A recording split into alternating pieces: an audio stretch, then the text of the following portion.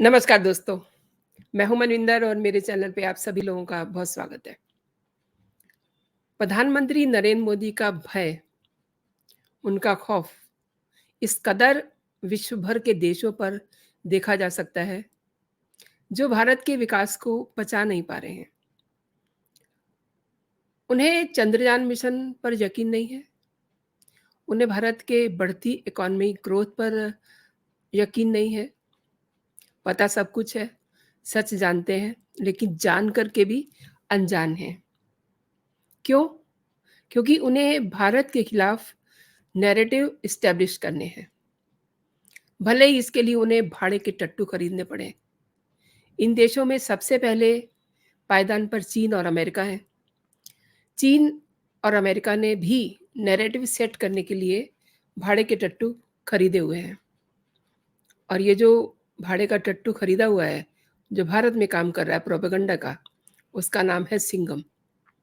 ये वो सिंघम नहीं है, ये चीन की गाइडलाइन पे काम करने वाला सिंघम है, जो भारत में जो विकास हो रहा है उसको गलत बताना और एक अलग किस्म का नैरेटिव सेट करना।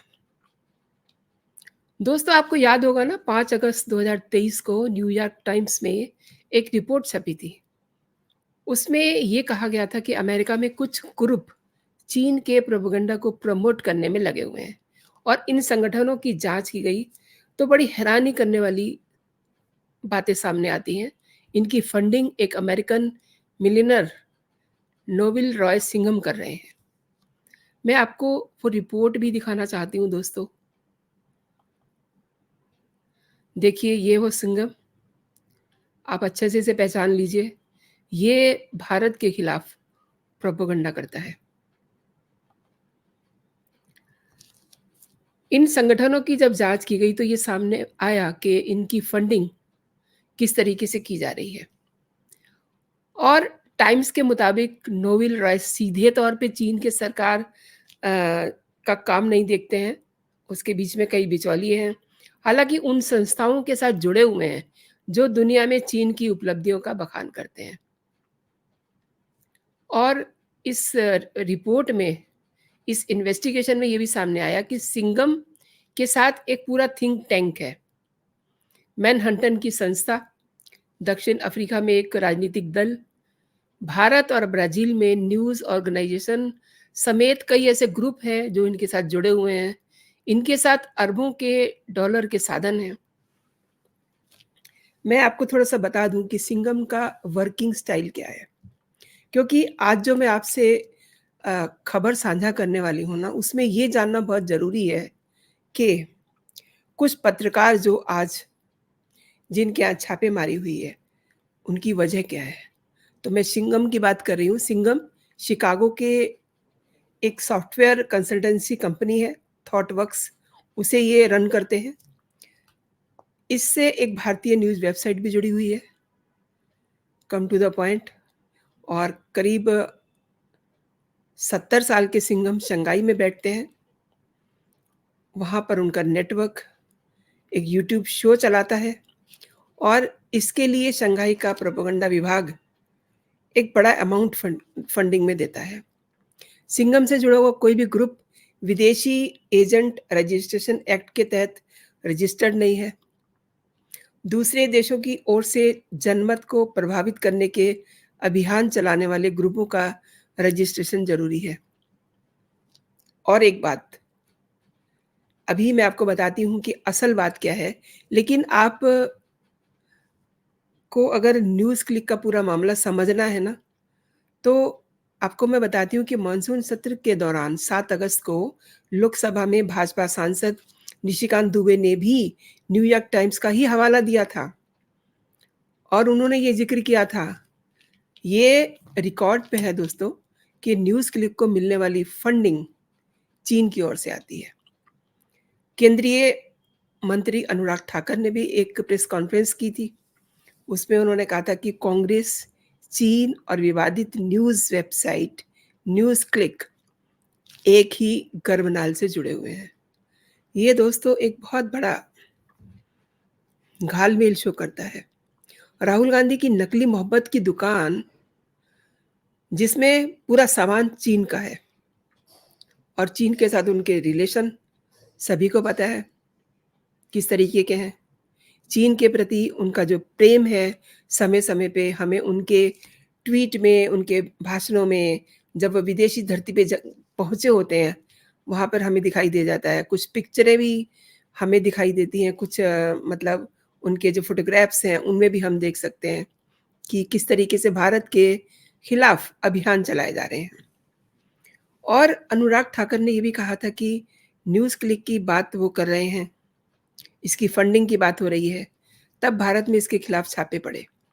उसमें कहाँ-कहाँ से पैसा लिया गया, कहाँ से पैसे आए, इन सब की जानकारी है। अगर आप इनकी फंडिंग का जाल देखेंगे, तो नोवेल रायसिंघम ने इनकी फंडिंग की है, तमाम मेलबाज़ी है इसमें। फंडिंग में उसे चीन की ओर से आई हुई है। और सितंबर 2021 में एक छापा डाला था आईटी ने, ऑनलाइन पोर्टल न्यूज़ लॉन्ड्री और न्यूज़ क्लिक के ऑफ़िस में रेड डाली थी। टैक्स चोरी की जाँच के लिए ये कार्रवाई की गई थी और इनकम टैक्स विभाग ने इस बात की पुष्टि की थी। उनकी टीमों ने साउथ दिल्ली में इन दोनों वेबसाइट्स के ऑफ़िस में पहुँच कर के वहाँ की फाइलें खंगाली और तमाम सारा उन्होंने वहाँ सर्वे किया। अब come to the point, Delhi police ने मंगलवार को वेबसाइट न्यूज़ क्लिक के 30 से ज़्यादा लोकेशन पे रेड की है और कुछ पत्रकारों को भी वो अपने साथ ले गई है। इसमें यू शुड अंडरलाइन, इसमें अभिसार शर्मा है, उर्मिलेश हैं, प्रंजय गुहा ठाकुरता हैं। इसी बीच जो सोशल एक्टिविस्ट हैं, तीस्ता सीतलवाड़, उनके घर में भी पुलिस पहुंची हुई है। हालांकि सब कुछ गोपनीय है। दिल्ली पुलिस ने ये कार्रवाई यूएपीए के तहत की है और 5 अगस्त को न्यूयॉर्क टाइम्स ने जो रिपोर्ट जारी की थी, उसी के आधार पे ये सब चीज़ें आज देखने को मिल रही हैं। इस रिपोर्ट के आधार पे 17 अगस्त को न्यूज़ क्लिक के खिलाफ केस दर्ज किया गया था। उर्मिलेश, अभिसार सहित कई पत्रकारों को समझा तो यही जा रहा है कि लंबे समय तक जेल में रखा जा सकता है। मैं ज़रा आपको बता दूं कि इन पत्रकारों ने पुलिस के साथ चलने से पहले क्या-क्या ट्वीट किए। तो आप देखिए, भाषा सिंह क्या कह रही हैं, finally last tweet from this phone, Delhi police seized my phone, right? And ये देखिए, Abhinandan Sekhri, Delhi police come to comic and satirist Sanjay Raujara's house and take this phone and laptop for investigation. Right? Abhisar Sharma क्या कह रहे हैं? Delhi police landed at my home taking away my laptop and phone. And this one, press club की ओर से भी एक tweet किया गया है। The press club of India is deeply concerned about the multiple raids conduct on the houses of journalist, writer, associate. We are monitoring the developments and will be release a detailed statement. तो इन्होंने भी अपना concern दिखाया। इन्हें एक formality तो करनी ही थी दोस्तों, ये कह कर के कि हम मॉनिटर कर रहे हैं क्या हो रहा है, किस तरीके से इनको ले जाया गया है। तो मैं बात कर रही थी इन पत्रकारों को लंबे समय तक कस्टडी में रखा जा सकता है, जेल जा सकते हैं और इनके खिलाफ आईपीसी की धारा 153A, इसमें दोस्तों धर्म, जाति और आधार पर विभिन्न समूहों के बीच दुश्मनी को बढ़ावा देना और साथ ही कुछ और धाराएं भी हैं, लगाई गई हैं। इसके अलावा धारा 16 आतंकी मामलों से जुड़ी धारा है और धारा 17 आतंकी गतिविधियों के लिए फंडिंग जुटाना, ये बहुत सीरियस है। और धारा 18 षड्यंत्र की सजा और धारा 22C कंपनियों द्वारा किए गए अपराध की सजा। तो ये जो धाराएं मैंने आपके साथ शेयर की हैं, ये गंभीर धाराएं हैं। इसीलिए मैं कह रही हूँ कि हो सकता है कि ये जो पत्रकार हैं, जिन्होंने अभी ट्वीट किए हैं कि this is my last tweet, तो कुछ सोच के इन्होंने ऐसे ट्वीट किए होंगे और अभिसार ने भी कहा है कि मेरा फ़ोन जो है पुलिस ने ले लिया है, मेरा लैपटॉप ले लिया है। उधर मुंबई में भी आपको याद होगा जब सुप्रीम कोर्ट ने रात को तीस्ता सीतलवाड़ को बचाने के लिए कोर्ट खोला था, सुप्रीम कोर्ट। तो सोशल एक्टिविस्ट तीस्ता सीतलवाड़ के मुंबई स्थित घर पे भी पुलिस पहुंची हुई। दोस्तों, इनका घर नहीं है, इनका बंगला है। और इनका बंगला कहाँ है? जहाँ पे अमिताभ बच्चन का बंगला है, जहाँ पर आमिर खान का बंगला है, वहाँ पे ये रहती हैं। वैसे कहने को ये सोशल एक्टिविटिस्ट है। हालाँकि पुलिस ने इस केस से तीस्ता के कनेक्शन के बारे में कुछ नहीं कहा, लेकिन ये अक्सर न्यूज़ क्लिक पे आर्टिकल लिखती रही हैं। पहले इन्हें 25 जून को गिरफ्तार किया गया था, लेकिन फिर आधी रात को इनके लिए कोर्ट में अदालत लगाई गई थी, ज़मानत मिल गई थी इनको। अब आप देखिए कि ये यू नो पत्रकारों पे हाथ डालना आसान नहीं होता, इसलिए ये सब चीज़ें बड़ी गोपनीयता से की गई। दिल्ली पुलिस ने ऑनलाइन पोर्टल न्यूज़ क्लिक और इससे जुड़े जो पत्रकार हैं, उनके परिसरों में छापेमारी करने के कुछ घंटे पहले, यानी कि आधी रात को, सोमवार और मंगलवार की बीच की जो रात थी, आधी रात को उन्होंने एक बैठक की और लोधी कॉलोनी में विशेष सेल कार्यालय में ये बैठक सुबह 2 बजे तक चलती है। आप इस पूरे मामले को ऐसे ही मत समझिए, ये गंभीर मसला है, इसीलिए इसको इतना गोपनीयता से किया गया है ताकि कोई भी चीज़ लीक ना हो। और 200 से अधिक पुलिसकर्मियों ने इस बैठक में भाग लिया और ये भी पता चला है कि जब इन लोगों ने मीटिंग हॉल में ये लोग जाते हैं तो इनके अ, हैंडसेट वगैरह जो है स्टेशन में रख लिए गए थे, मोबाइल सेट वगैरह इनसे ले लिए गए थे और दिल्ली पुलिस की स्पेशल सेल ने 30 से अधिक स्थानों पे छापेमारी की है और उसमें ये भी बताया है कि संदिग्धों को ए, बी और सी श्रेणियों में उन्होंने कैटेगराइज़ किया है। अब आप ये देखिए कि कितना बड़ा मसला हो गया है, लोगों को शर्म भी नहीं आती है। सब चीज़ें साफ-साफ हैं, सब चीज़ें ट्रांसपेरेंट हैं, लेकिन कांग्रेस को बड़ी तकलीफ हो रही है, उधर आरजेडी को बड़ी तकलीफ हो रही है। ये सब लोग जो है इस कार्रवाई से नाखुश हैं। भई आपको क्या तकलीफ हो रही है? आप ये देखिए ना कि ये जो कार्रवाई हुई है, इस पे सीपीआई एम के जो महासचिव हैं सीताराम येचुरी, वो ये कह रहे हैं कि दिल्ली पुलिस हमारे घर पहुँची है क्योंकि हमारी पार्टी के साथी हमारे साथ रहते हैं, जिनका बेटा न्यूज़ क्लिक में काम करता है। ये छापा क्यों मार रहे हैं? इसका क्या कारण है? इसके बारे में कोई जानकारी नहीं है। जबकि जानकारियाँ इनके पास थीं और अब ये कह रहे हैं कि ये सब क्यों कर रहे हैं?